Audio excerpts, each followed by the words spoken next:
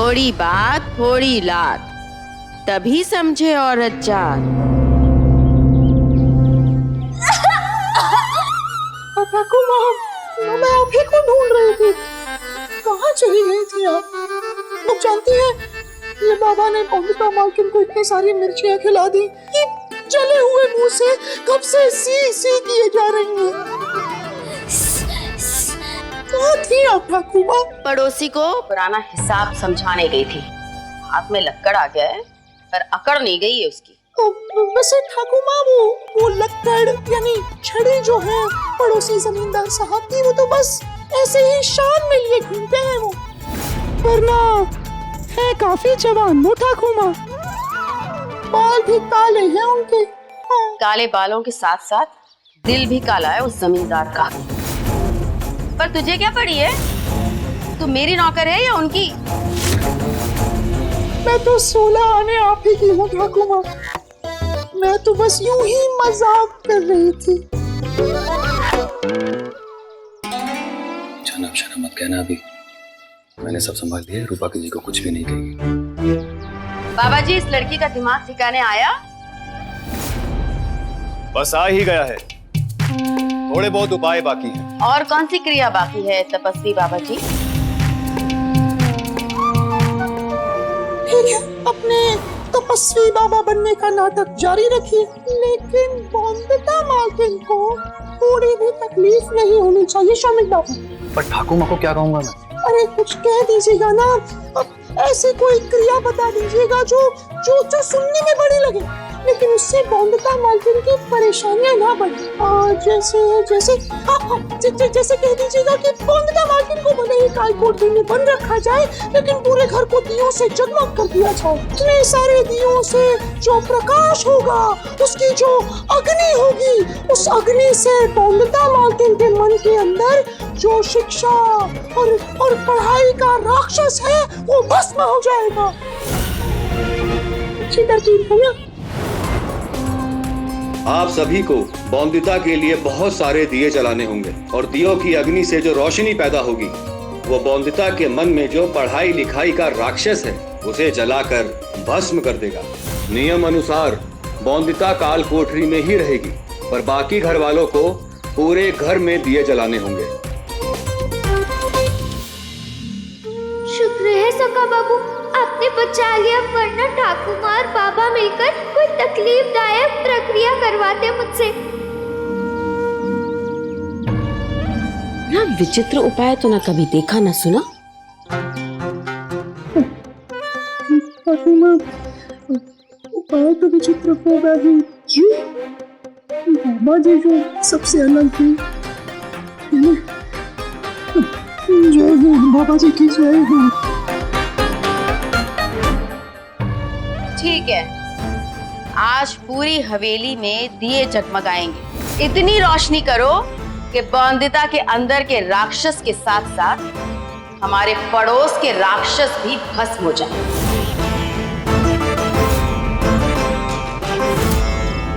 आपकी चिंता मिटने वाली है ठाकुमा।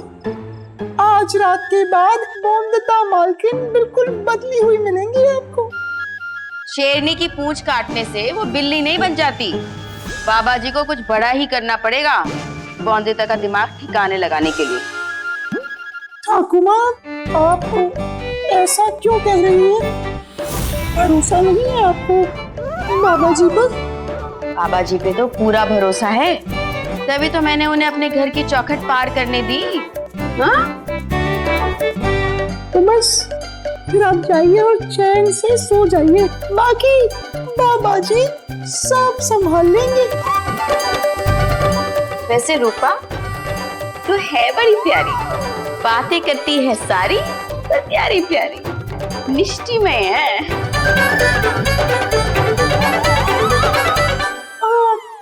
ठाकुमा, एक बात पूछूं आपसे? आप भी इतनी सुंदर हैं, रौबदार हैं, ज्ञानी हैं, आपसे कभी किसी ने नहीं कहा आमी तुम्हारे भालोबाशी?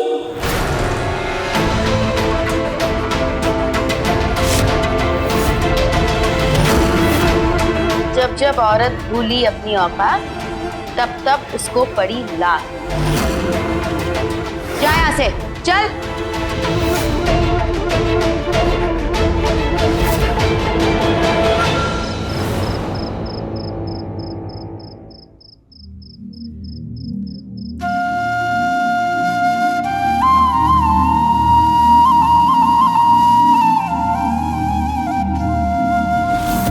इतना मत सोचिए सखा बाबू, बहुत बड़ा घाव लगा है ठाकुर माँ के दिल को।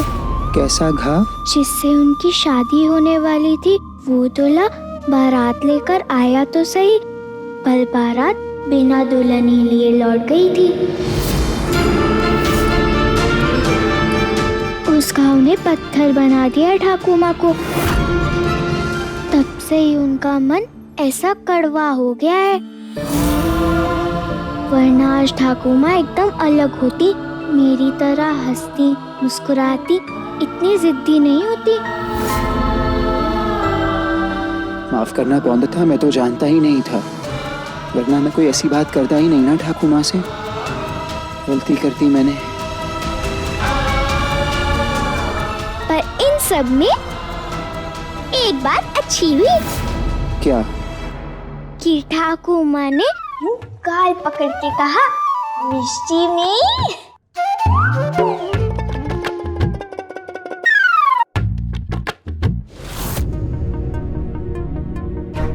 काश वो आपके सखा बाबू वाले रूप को पसंद करे, आपकी अच्छाई दिख जाए ठाकुर माँ को। काश ऐसा हो पाता बौंदता, लेकिन हकीकत में तो ऐसा नहीं है। तुम्हारी ठाकुर माँ तो मेरे सखा बाबू वाले रूप से नफरत करती हैं, देखते ही खाने को दौड़ती हैं बौंदता। खैर, अगर तुम्हारी तबीयत ठीक हो तो छत पे चलोगी मेरे साथ? बहुत सुंदर आसमान दिख रहा है, तारे टिमटिमा रहे हैं, तेज हवा चल रही है, और सबसे बड़ी बात, इस वक्त सारे घर वाले सो चुके होंगे, तो किसी के आने का डर भी नहीं सताएगा। तो चलोगी? फिर तो मैं चलूंगी।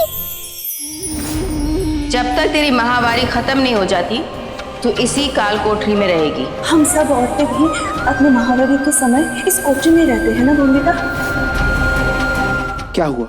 मैं इस कोठरी से बाहर नहीं जा सकती। क्यों?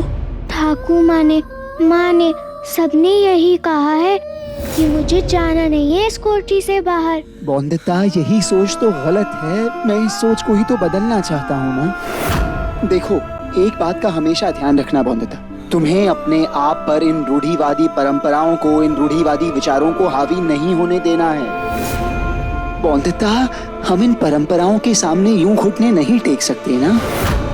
क्या हमें हार माननी चाहिए?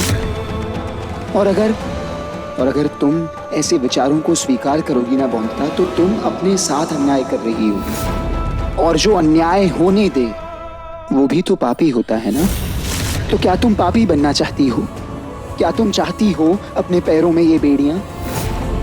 बताओ।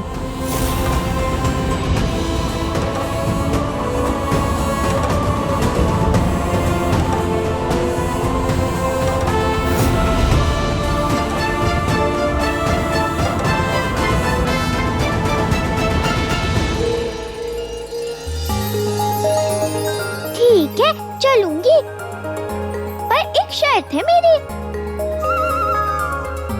शर्त?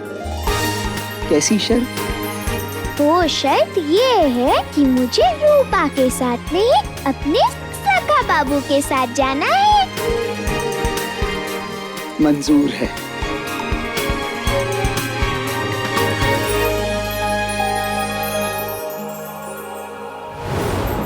और कब तक आंखें बंद रखूं मैं?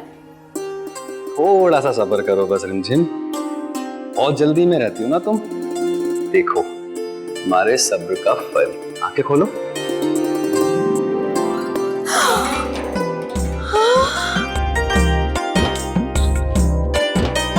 झूठ कहूं तो जान ले लो मेरी, ये हार तो बहुत सुंदर है ना सुंदर?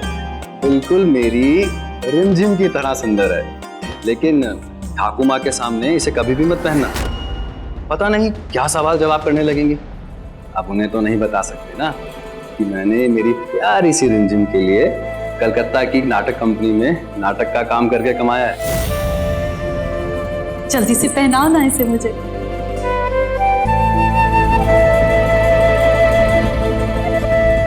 बहुत सुंदर है, मुझे भी अपने साथ कलकत्ता ले चलो ना। मैं भी कहाँ तुमसे दूर रहना चाहता हूँ रिमझिम। वैसे एक बात समझ नहीं आई मुझे, आपने रूपा को कैसे मनाया? कहीं उसे भी तो हार नहीं दिया ना? मर्जात का क्या भरोसा। रिमझिम, अरे तुम्हारे अलावा कभी कोई भाती भी है क्या मुझे? अरे कहाँ चली?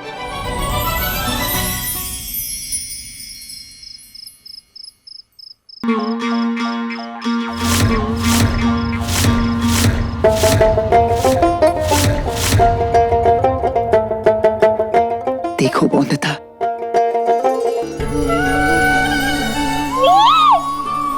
सुंदर है ना?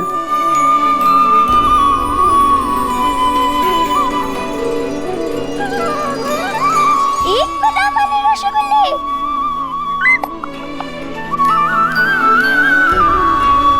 और वो भी 7 आंटियां। हाँ बौंदता। ये तो सारे मैं ही खाऊंगी, किसी को भी नहीं दूंगी, आपको भी नहीं सका बाबू। बौंदता, तुम्हारे चेहरे पे ये मुस्कुराहट कितने दिनों के बाद देख रहा हूँ। आंखें तरस गई थी ये देखने के लिए। इस मुस्कुराहट की वजह तो आप ही हैं सखा बाबू। आपने जो कपड़े और रुई से मेरे लिए जो छोटी छोटी गद्दियां बनाई हैं, मेरे लिए जो चावल की पोटली सेक के लिए बनाई, उससे माहवारी का दर्द सहना आसान हो गया मेरे लिए। सबसे छुपकर आप कुशल खाने ले गए, मुझे गर्म पानी का सेक दिलाया। ठाकुर माँ आसपास थी, खतरे में पड़ सकते थे आप, पर आपने सिर्फ मेरे दर्द को दूर करने का सोचा। सखा बाबू, आज बौंदता भी कहती है आपसे, आमी तो माँ के भालोबाशी।